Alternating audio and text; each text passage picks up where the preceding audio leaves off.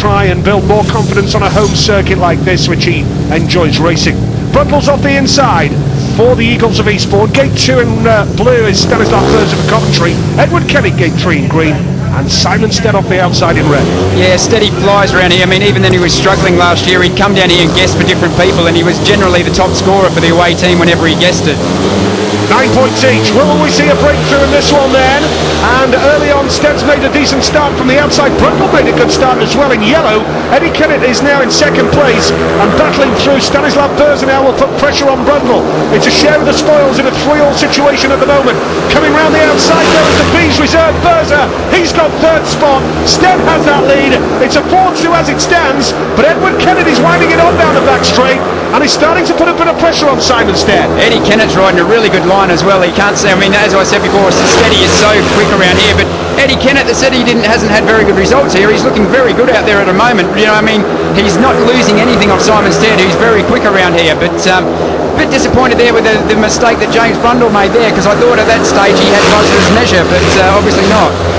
Well, it looks like the home side are going to edge into a 2-point advantage after 4 races here, but Edward Kennett won't let Simon Stead pull too clear. Stead goes wide, Kennett's up the inside, Stead's done enough now.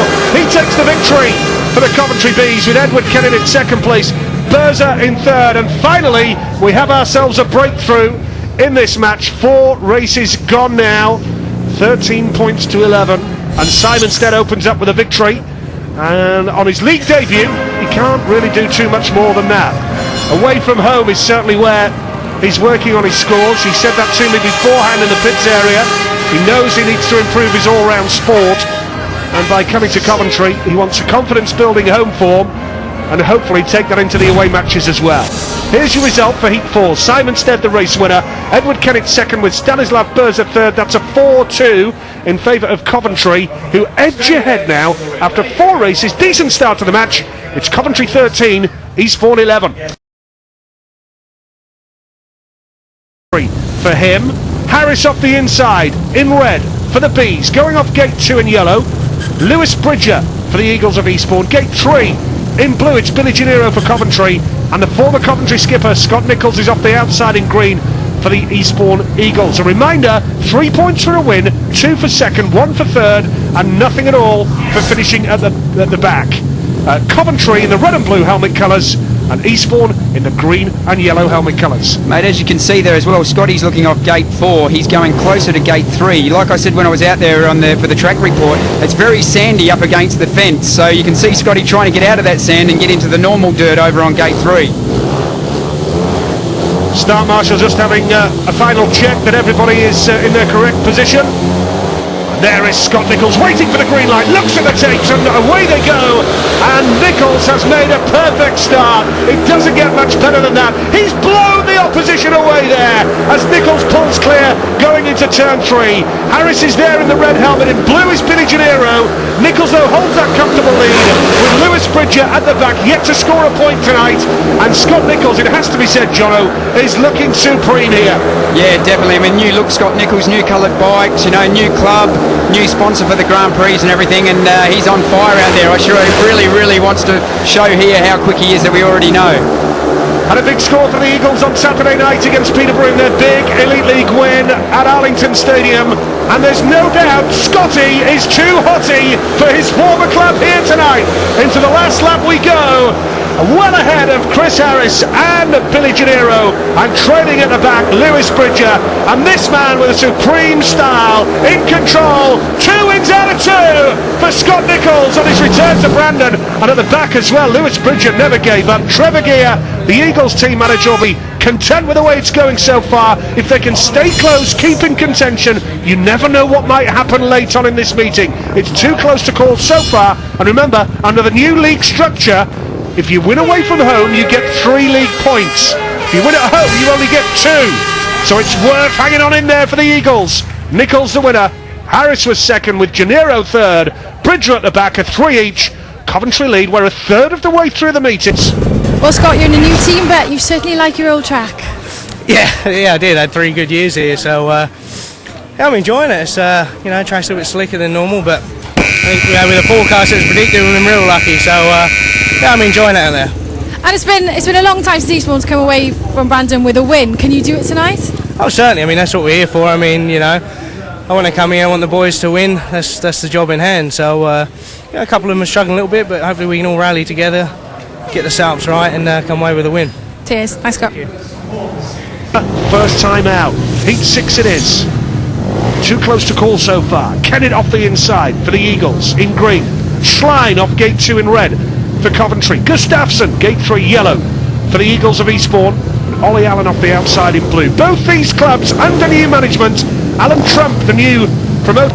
Problems there with Sliney's bike, it won't start, so it's not even firing. You can see from his body language he's totally disappointed is the word I'm looking for.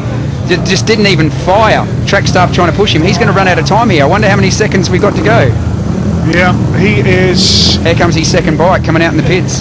Gutted with that, isn't he? And it's a last minute breakdown. Oh no, it's not. Sorry, that's Simon Stead's bike. The boys are trying to get Stead's bike out to him for him to ride. Yep, Adam Allens is helping out Simon Stead this season. And we await further news on this. Margaret Vardy is our referee, who is keeping a close eye. Sliney doesn't look in a big rush at all, though, is he? He's not sort of running for his bike. I think he's obviously disappointed, but he's not running over to try and jump on another machine, whether they've already excluded him. But there you go, he's excluded. Yep, and the 2 minutes light is on. 2 minutes light is on. And there's no exclusion light for Rory Schlein. The referee has not shown an exclusion light, so it's a fresh 2 minute time allowance. He wants to buy a lottery ticket. I thought he thought it was all over. You see, all of a sudden when he realised he was back in, now he's in a hurry again, and he's on Steady's bike. But will he be able to pass Edward Kennett and Simon Gustafsson?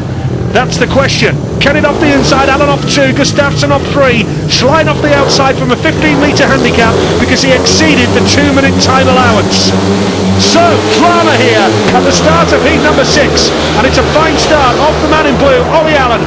Tucks in nicely, and I wonder now if Ollie Allen will look over his shoulder and try and slow the 2 Eastbourne boys down to allow Rory Schlein to come through. The Eastbourne boys are going wide, Schleин's making ground already, and Edward Kennett is under severe pressure already from Rory Schlein, who started off a 15-metre handicap. Yeah, Schlein is going really quick there. I mean, like I said, he made a great start, did Oliver Allen, and he's just got to get away. I mean, to try and slow the race down, you've got to be very careful when you've got 2 of the other team behind you. You can get passed by both of them, and at the end of the day, Schleiny's just got to try and do his best to split that pair. Well, we have seen it in the past where the leader might just slow down the other 2 riders behind him to allow his teammate to come through, because we're into the last lap. Maybe Ollie Allen just feels that it's best to go on and kick on and take the victory, because Rory Schlein is running out of time. And it appears as though we're going to have another shared race here at the Brandon Stadium as Ollie Allen takes the checkered flag. Second place Edward Kennett, third was Simon Gustafsson, and Rory Schlein on Simon Stead's machinery trails in at the back after starting off a 15-metre handicap with a bit of confusion in the build-up to the race, but he did exceed the 2 minute time allowance, and therefore Rory Schlein started from 15 metres. It's still a close meeting then. Here's the official result. Ollie Allen the race winner, Edward Kennett was second, Simon Gustafsson was third, and Rory Schlein trailing in at the back. Jono, what's your view? Should Ollie Allen have been looking over his shoulder? Would you have been looking over your shoulder to try and slow the other 2 down perhaps? Thanks, Nigel. Yeah, Ollie, good start, got out in front. Any thoughts of slowing the race down? Obviously got the inexperience of Simon Gustafsson out there on track behind you.